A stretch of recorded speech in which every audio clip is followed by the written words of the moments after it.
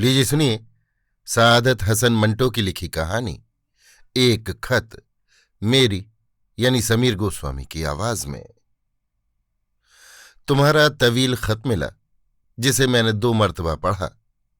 दफ्तर में इसके एक एक लफ्ज पर मैंने गौर किया और गालिबन इसी वजह से उस रोज मुझे रात के 10 बजे तक काम करना पड़ा, इसलिए कि मैंने बहुत सा वक्त इस गौर व फिक्र में जाय कर दिया था। तुम जानते हो, इस सरमाया परस्त दुनिया में अगर मजदूर मुकर्ररा वक्त के एक एक लम्हे के एवज में अपनी जान के टुकड़े तौल कर न दे तो उसे अपने काम की उजरत नहीं मिल सकती। लेकिन ये रोना रोने से क्या फायदा। शाम को अजीज साहब, जिनके यहां मैं आजकल ठहरा हूं, दफ्तर में तशरीफ लाए और कमरे की चाबियां देकर कहने लगे, मैं जरा काम से कहीं जा रहा हूं, शायद देर में आना हो, इसलिए तुम मेरा इंतजार किए बगैर चले जाना। लेकिन फिर फौरन ही चाबियां जेब में डाली और फरमाने लगे, नहीं, तुम मेरा इंतजार करना, मैं 10 बजे तक वापस आ जाऊंगा। दफ्तरी काम से फारिग हुआ तो 10 बज चुके थे। सख्त नींद आ रही थी, आंखों में बड़ी प्यारी गुदगुदी हो रही थी।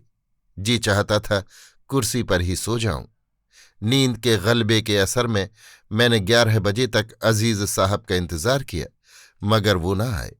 आखिरकार थक कर मैंने घर की राह ली। मेरा ख्याल था कि वो उधर घर चले गए होंगे और आराम से सो रहे होंगे।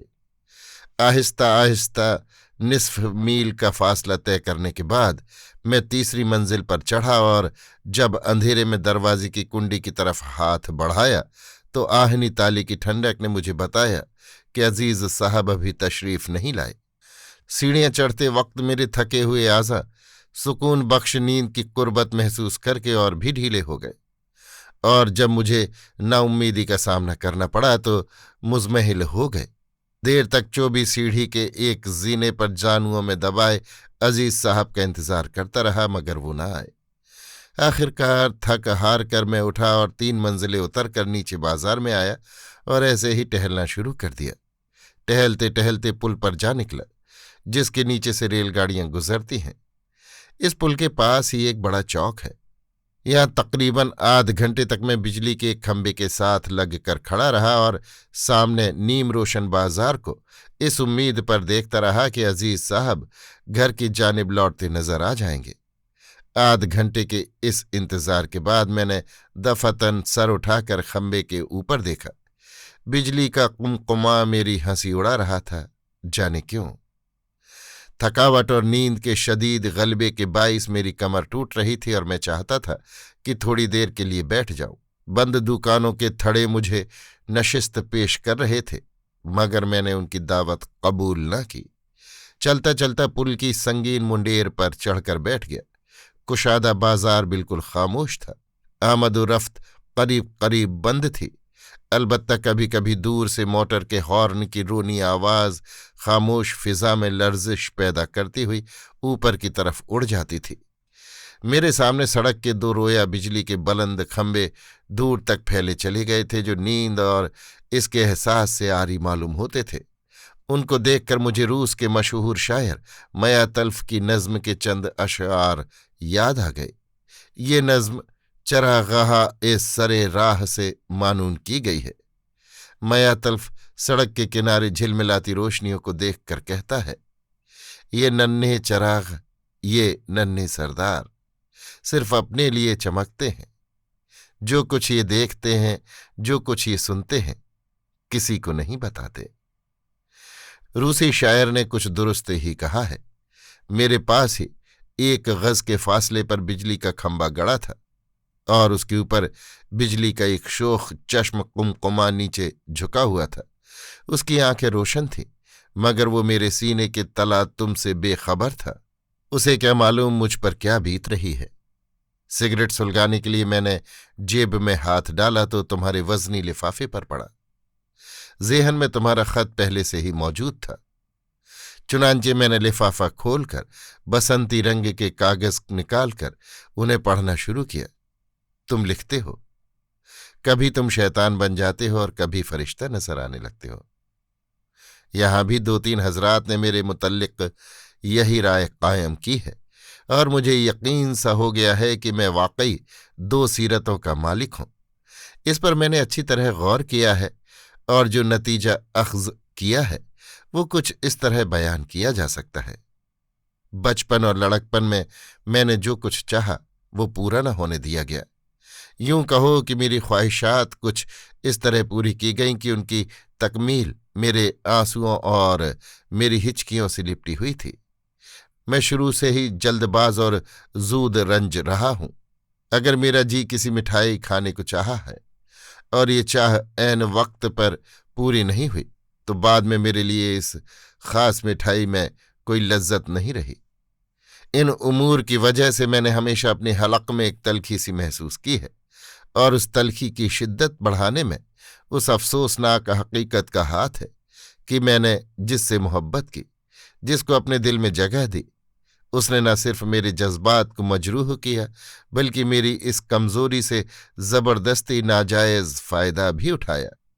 वो मुझसे दगा फरेब करते रहे और लुत्फ ये कि मैं उन तमाम दगाबाजियों के एहसास के बावजूद उनसे मोहब्बत करता रहा। मुझे अच्छी तरह मालूम है कि वो अपनी हर नई चाल की कामयाबी पर बहुत मसरूर होते थे कि उन्होंने मुझे बेवकूफ़ बना लिया और मेरी बेवकूफ़ी देखो कि मैं सब कुछ जानते हुए बेवकूफ़ बन जाता था। जब इस ज़िम्न में मुझे हर तरफ से नाउम्मीदी हुई, यानी जिस किसी को मैंने दिल से चाहा उसने मेरे साथ धोखा किया, तो मेरी तबीयत बुझ गई और मैंने महसूस किया कि रेगिस्तान में एक भौरे के मानिंद हूँ जिसे रस चूसने के लिए हद्दे नज़र तक कोई फूल नज़र नहीं आ सकता, लेकिन इसके बावजूद मोहब्बत करने से बाज न रहा और हस्बे मामूल किसी ने भी मेरे इस जज्बे की कदर न की। जब पानी सर से गुजर गया और मुझे अपने नाम नेहाद दोस्तों की बेवफाइयां और सर्द मोहरियां याद आने लगीं तो मेरे सीने के अंदर एक हंगामा सा बरपा हो गया। मेरे जज्बाती सरमदी और नातिक वजूद में एक जंग सी छिड़ गई। नातिक वजूद उन लोगों को मलउन ओ मतउन गर्दानते हुए और गुज़श्ता वाक़यात की अफसोसनाक तस्वीर दिखाते हुए इस बात का तालिब था कि मैं आइंदा से अपना दिल पत्थर का बना लूं और मोहब्बत को हमेशा के लिए बाहर निकाल फेंकूं। लेकिन जज्बाती वजूद इन अफसोसनाक वाक़यात को दूसरे रंग में पेश करते हुए मुझे फ़ख्र करने पर मजबूर करता था कि मैंने जिंदगी का सही रास्ता इख्तियार किया है। उसकी नज़र में नाकामियां ही कामयाबियां थीं। वो चाहता था कि मैं मोहब्बत किए जाऊं और यही कायनात की रूहें रवां हैं। तह तशऊर वजूद इस झगड़े से मैं बिल्कुल अलग थलग रहा। ऐसा मालूम होता है कि उस पर एक निहायत ही अजीब गरीब नींद का गलबा तारी है। ये जंग खुदा जाने किस नामुबारक रोज़ शुरू हुई कि अब मेरी जिंदगी का एक जुज्व बन के रह गई है। दिन हो या रात, जब कभी मुझे फुर्सत के चंद लम्हात मयस्सर आते हैं, मेरे सीने के चटियल मैदान पर मेरा नातिक वजूद और जज्बाती वजूद हथियार बांधकर खड़े हो जाते हैं और लड़ना शुरू कर देते हैं। उन लम्हात में जब इन दोनों के दरमियान लड़ाई जोरों पर हो, अगर मेरे साथ कोई हम कलाम हो तो मेरा लहजा यकीनन कुछ और किस्म का होता है। मेरे हलक में एक नाकाबिले बयान तलखी घुल रही होती है, आंखें गर्म होती हैं और जिस्म का एक एक अज़ू बेकल होता है। मैं बहुत कोशिश किया करता हूं कि अपने लहजे को दुरुस्त न होने दूं और बाज़ औक़ात में इस कोशिश में कामयाब भी हो जाता हूं। लेकिन अगर मेरे कानों में कोई चीज़ सुनाई दे या मैं कोई ऐसी चीज़ महसूस करूं जो मेरी तबीयत के यकसर खिलाफ है, तो फिर मैं कुछ नहीं कर सकता। मेरे सीने की गहराइयों से जो कुछ भी उठे ज़बान के रास्ते बाहर निकल जाता है और अक्सर औक़ात जो अल्फाज भी ऐसे मौके पर मेरी ज़बान पर आते हैं बेहद तल्ख होते हैं। उनकी तलखी और दुरुस्ती का एहसास मुझे उस वक्त कभी नहीं हुआ, इसलिए कि मैं अपने इखलास से हमेशा और हर वक्त बाखबर रहता हूँ और मुझे मालूम होता है कि मैं कभी किसी को दुख नहीं पहुँचा सकता। अगर मैंने अपने मिलने वालों में से या किसी दोस्त को नाखुश किया है तो इसका बाइस मैं नहीं हूं बल्कि ये खास लम्हात हैं जब मैं दीवाने से कम नहीं होता या तुम्हारे अल्फाज में शैतान होता हूं। गो ये लफ्ज़ बहुत सख्त है और इसका इतलाक मेरी दीवानगी पर नहीं हो सकता। जब तुम्हारा पिछले से पिछला खत मौसूल हुआ था, उस वक्त मेरा नातिक वजूद जज्बाती वजूद पर गालिब था और मैं अपने दिल के नर्म व नाजुक गोश्त को पत्थर में तब्दील करने की कोशिश कर रहा था। मैं पहले ही अपने सीने की आग में फूंका जा रहा था कि ऊपर से तुम्हारे खत ने तेल डाल दिया। तुमने बिल्कुल दुरुस्त कहा है। तुम दर्दमंद दिल रखते हो, गो इसको अच्छा नहीं समझते। मैं उसको अच्छा क्यों नहीं समझता? इस सवाल का जवाब हिंदुस्तान का मौजूदा इंसानियत कुश निज़ाम है, जिसमें लोगों की जवानी पर बुढ़ापे की मोहर सब्त कर दी जाती है।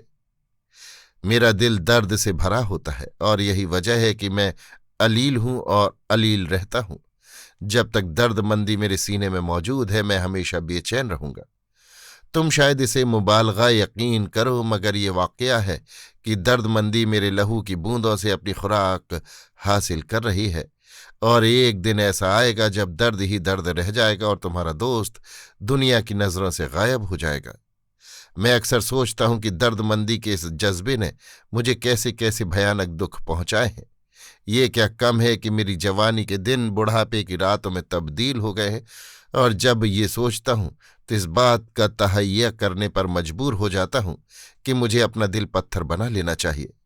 लेकिन अफसोस है, इस दर्दमंदी ने मुझे इतना कमज़ोर बना दिया है कि मुझसे ये नहीं हो सकता, और चूंकि मुझसे ये नहीं हो सकता, इसलिए मेरी तबीयत में अजीबो-गरीब कैफियतें पैदा हो गई हैं। शेर मैं अब भी सही नहीं पढ़ सकता, इसलिए कि शायरी से मुझे बहुत कम दिलचस्पी रही है। लेकिन मुझे इस बात का कामिल तौर पर एहसास है कि मेरी तबीयत शायरी की तरफ माइल है। शहर में बसने वाले लोगों की वज़नी शायरी मुझे पसंद नहीं। देहात के हल्के फुल्के नग़मे मुझे बेहद भाते हैं। ये इस कदर शफ़ाफ होते हैं कि उनके पीछे दिल धड़कते हुए नज़र आ सकते हैं। तुम्हें हैरत है कि मैं रूमानी हुज़नियाँ क्यों कर लिखने लगा, और मैं इस बात पर खुद हैरान हूँ। बाज़ लोग ऐसे हैं जो अपने महसूसात को दूसरों की ज़बान में बयान करके अपना सीना खाली करना चाहते हैं। ये लोग ज़ेहनी मुफलिस हैं और मुझे उन पर तरस आता है। ये ज़ेहनी अफलास माली अफलास से ज़्यादा तकलीफ दे है। मैं माली मुफलिस हूँ, मगर खुदा का शुक्र है ज़ेहनी मुफलिस नहीं हूँ, वरना मेरी मुसीबतों की कोई हद न होती। मुझे ये कितना बड़ा इत्मीनान है कि मैं जो कुछ महसूस करता हूँ वही अपनी ज़बान में बयान कर लेता हूँ। मैंने अपने अफसानों के मुतल्लिक कभी गौर नहीं किया। अगर इनमें कोई चीज़ बकौल तुम्हारे जलवागर है, तो मेरा बेकल बातिन, मेरा ईमान न तशद्दुद पर है और न अदम तशद्दुद पर, दोनों पर है और दोनों पर नहीं। मौजूदा तगय्युर पसंद माहौल में रहते हुए मेरे ईमान में इस्तक़लाल नहीं रहा। आज मैं एक चीज़ को अच्छा समझता हूँ, लेकिन दूसरे रोज़ सूरज की रोशनी के साथ ही उस चीज़ की हैयत बदल जाती है। उसकी तमाम अच्छाइयाँ बुराइयाँ बन जाती हैं। इंसान का इल्म बहुत महदूद है, और मेरा इल्म महदूद होने के अलावा मुंतशिर भी है। ऐसी सूरत में तुम्हारे इस सवाल का जवाब मैं क्यों कर दे सकता हूँ? मुझ पर मजमून लिखकर क्या करोगे प्यारे? मैं अपने कलम की मिक़राज़ से अपना लिबास पहले ही तार तार कर चुका हूँ। खुदा के लिए मुझे और नंगा करने की कोशिश ना करो। मेरे चेहरे से अगर तुमने नकाब उठा दी तो तुम दुनिया को एक बहुत ही भयानक शक्ल दिखाओगे। मैं हड्डियों का एक ढांचा हूं, जिस पर मेरा कलम कभी कभी पतली झिल्ली मढ़ता रहता है। अगर तुमने झिल्लियों की ये तह उधेड़ डाली तो मेरा ख्याल है जो हैबत तुम्हें मुंह खोले नजर आएगी, उसे देखने की ताब तुम खुद में न पाओगे। मेरी कश्मीर की जिंदगी, हाय मेरी कश्मीर की जिंदगी! मुझे मालूम है तुम्हें मेरी जिंदगी के इस खुशगवार टुकड़े के मुतल्लिक मुख्तलिफ किस्म की बातें मालूम होती रही हैं। ये बातें जिन लोगों के जरिए तुम तक पहुंचती हैं उनको मैं अच्छी तरह जानता हूं, इसलिए तुम्हारा ये कहना दुरुस्त है कि तुम उनको सुनकर अभी तक कोई सही राय मुरत्तब नहीं कर सके। लेकिन मैं ये जरूर कहूंगा कि ये कहने के बावजूद तुमने एक राय मुरत्तब की, और ऐसा करने में बहुत उजलत से काम लिया है। अगर तुम मेरी तमाम तहरीरों को पेशे नज़र रख लेते तो तुम्हें ये गलत फहमी हरगिज़ न होती कि मैं कश्मीर में एक सादा लौह लड़की से खेलता रहा हूँ। मेरे दोस्त, तुमने मुझे सदमा पहुंचाया है। वजीर कौन थी? इसका जवाब मुख्तसर यही हो सकता है कि वो एक देहाती लड़की थी, जवान और पूरी जवान। उस पहाड़ी लड़की के मुतल्लिक जिसने मेरी किताब जिंदगी के कुछ औराक पर चंद हसीन नुकूश बनाए हैं, मैं बहुत कुछ कह चुका हूं। मैंने वजीर को तबाह नहीं किया। अगर तबाही से तुम्हारी मुराद जिस्मानी तबाही है, तो वो पहले ही से तबाहशुदा थी और वो इसी तबाही में अपनी मसर्रत की जुस्तजू करती थी। जवानी के नशे में मखमूर उसने इस गलत ख्याल को अपने दिमाग में जगह दे रखी थी कि जिंदगी का असल हज़ और लुत्फ अपना खून खौलाने में है, और वो इस गरज के लिए हर वक्त ईंधन चुनती रहती थी। ये तबाहकुन ख्याल उसके दिमाग में कैसे पैदा हुआ, इसके मुतल्लिक बहुत कुछ कहा जाता है। हमारी सिन्फ में ऐसे अफराद की कमी नहीं जिनका काम सिर्फ भोली भाली लड़कियों से खेलना होता है। जहां तक मेरा अपना ख्याल है, वजीर उस चीज का शिकार थी जिसे तहजीब व तमद्दुन का नाम दिया जाता है। एक छोटा सा पहाड़ी गांव है जो शहरों के शोर व शर से बहुत दूर हिमालय की गोद में आबाद है, और अब तहजीब व तमद्दुन की बदौलत शहरों से उसका तारुफ करा दिया गया है। दूसरे अल्फाज में शहरों की गंदगी उस जगह मुंतकिल होना शुरू हो गई है। खाली स्लेट पर तुम जो कुछ भी लिखोगे नुमाया तौर पर नजर आएगा और साफ पढ़ा जाएगा। वजीर का सीना बिल्कुल खाली था, दुनियावी ख्यालात से पाक और साफ, लेकिन तहजीब के खुरदुरे हाथों ने उस पर निहायत भद्दे नक्श बना दिए थे जो मुझे उसकी गलत रविश का बाइस नजर आते हैं। वजीर का मकान या झोंपड़ा सड़क के ऊपर की ढलान में वाक़ था, और मैं उसकी माँ के कहने पर हर रोज उससे जरा ऊपर चीड़ के दरख्तों की छांव में जमीन पर दरी बिछाकर कुछ लिखा पढ़ा करता था, और आमतौर पर वजीर मेरे पास ही अपनी भैंस चराया करती थी। चूंकि होटल से हर रोज दरी उठाकर लाना और फिर उसे वापस ले जाना मेरे जैसे आदमी के लिए एक अजाब था, इसलिए मैं उसे उनके मकान ही में छोड़ जाता था। एक रोज का वाकया है कि मुझे गुस्ल करने में देर हो गई और मैं टहलता टहलता पहाड़ी के दुश्वार गुजार रास्तों को तय करके जब उनके घर पहुंचा और दरी तलब की, तो उसकी बड़ी बहन की जबानी मालूम हुआ कि वजीर दरी लेकर ऊपर चली गई है। ये सुनकर मैं और ऊपर चढ़ा, और जब उस बड़े पत्थर के करीब आया जिसे मैं मेज के तौर पर इस्तेमाल किया करता था, तो मेरी निगाहें वजीर पर पड़ी। दरी अपनी जगह बिछी हुई थी और वो अपना सब्ज कलफ लगा दुपट्टा ताने सो रही थी। मैं देर तक पत्थर पर बैठा रहा। मुझे मालूम था वो सोने का बहाना करके लेटी है। शायद उसका ख्याल था कि मैं उसे जगाने की कोशिश करूंगा और वो गहरी नींद का बहाना करके जागने में देर करेगी। लेकिन मैं खामोश बैठा रहा, बल्कि अपने चर्मी थैले से एक किताब निकालकर उसकी तरफ पीठ करके पढ़ने में मशगूल हो गया। जब निस्फ घंटा इसी तरह गुजर गया तो वो मजबूर होकर बेदार हुई। अंगड़ाई लेकर उसने अजीब सी आवाज मुंह से निकाली। मैंने किताब बंद कर दी और मुड़कर उससे कहा, मेरे आने से तुम्हारी नींद तो खराब नहीं हुई? वजीर ने आंखें मलकर लहजे को ख्वाब आलूद बनाते हुए कहा, आप कब आए थे? अभी अभी आके बैठा हूं, सोना है तो सो जाओ। नहीं, आज निंगोड़ी नींद को जाने क्या हो गया। कमर सीधी करने के लिए यहां जरी की जरी लेटी थी कि बस सो गई। 2 घंटे से क्या कम सोई होंगी। उसके गीले होंठों पर मुस्कुराहट खेल रही थी और उसकी आंखों से जो कुछ बाहर झांक रहा था उसको मेरा कलम बयान करने से आजिज है। मेरा ख्याल है उस वक्त उसके दिल में ये एहसास करवटें ले रहा था कि उसके सामने एक मर्द बैठा है और वो औरत है, जवान औरत, शबाब की उमंगों का उबलता हुआ चश्मा।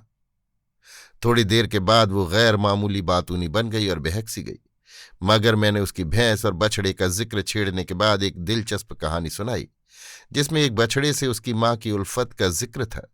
इससे उसकी आंखों में वो शरारे सर्द हो गए जो कुछ पहले लपक रहे थे।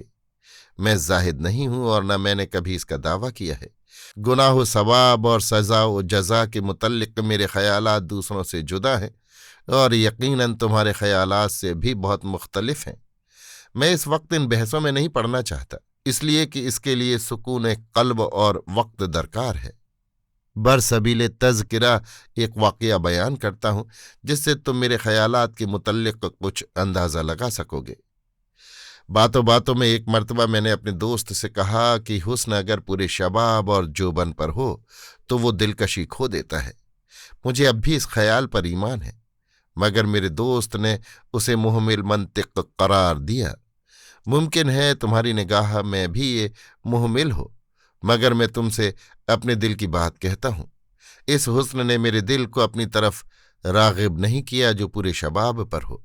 उसको देखकर मेरी आंखें जरूर चुंधिया जाएंगी, मगर इसके ये मानी नहीं कि उस हुस्न ने अपनी तमाम कैफियतें मेरे दिलो दिमाग पर तारी कर दी है।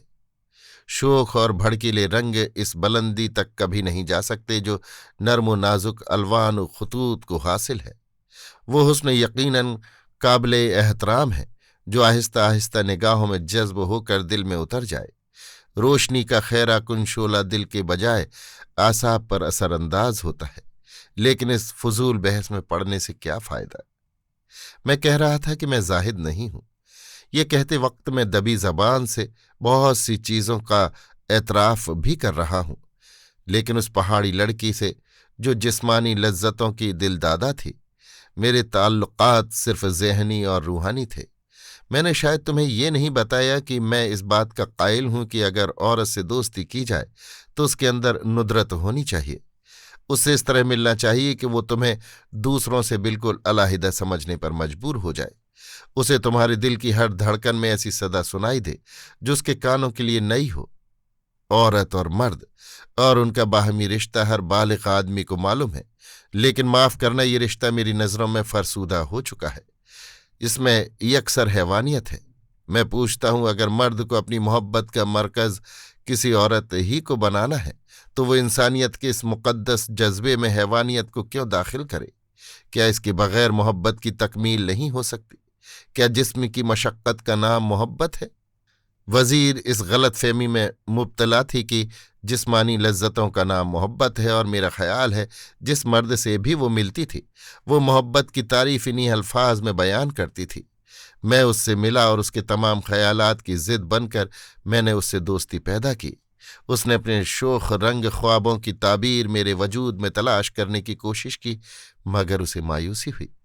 लेकिन चूंकि वो गलत कार होने के साथ साथ मासूम थी, मेरी सीधी सीधी बातों ने उस मायूसी को हैरत में तब्दील कर दिया, और आहिस्ता आहिस्ता उसकी यह हैरत इस ख्वाहिश की शक्ल इख्तियार कर गई कि वो इस नई रस्म राह की गहराइयों से वाकिफियत हासिल करे। ये ख्वाहिश यकीनन एक मुक़द्दस मासूमियत में तब्दील हो जाती और वो अपनी निस्वानियत का वक़ार रफ्ता फिर से हासिल कर लेती, जिसे वो गलत रास्ते पर चलकर खो बैठी थी। लेकिन अफसोस है, मुझे उस पहाड़ी गांव से दफतन पुरनम आंखों के साथ अपने शहर वापस आना पड़ा। मुझे वो अक्सर याद आती है। क्यों? इसलिए कि रुखसत होते वक्त उसकी सदा मुतबस्सिम आंखों में दो छलकते आंसू बता रहे थे कि वो मेरे जज्बे से काफी मुतस्सिर हो चुकी है और हकीकी मोहब्बत की एक नन्ही सी शुआ उसके सीने की तारीकी में दाखिल हो चुकी है। काश मैं वजीर को मोहब्बत की तमाम अजमतों से रूशनास करा सकता, और क्या पता है कि ये पहाड़ी लड़की मुझे वो चीज अता कर देती जिसकी तलाश में मेरी जवानी बुढ़ापे के ख्वाब देख रही है। ये है मेरी दास्तान जिसमें बकौल तुम्हारे लोग अपनी दिलचस्पी का सामान तलाश करते हैं। तुम नहीं समझते और न ये लोग समझते हैं कि मैं ये दास्तानें क्यों लिखता हूं। फिर कभी समझाऊंगा। अभी आप सुन रहे थे सादत हसन मंटो की लिखी कहानी एक खत, मेरी यानी समीर गोस्वामी की आवाज में।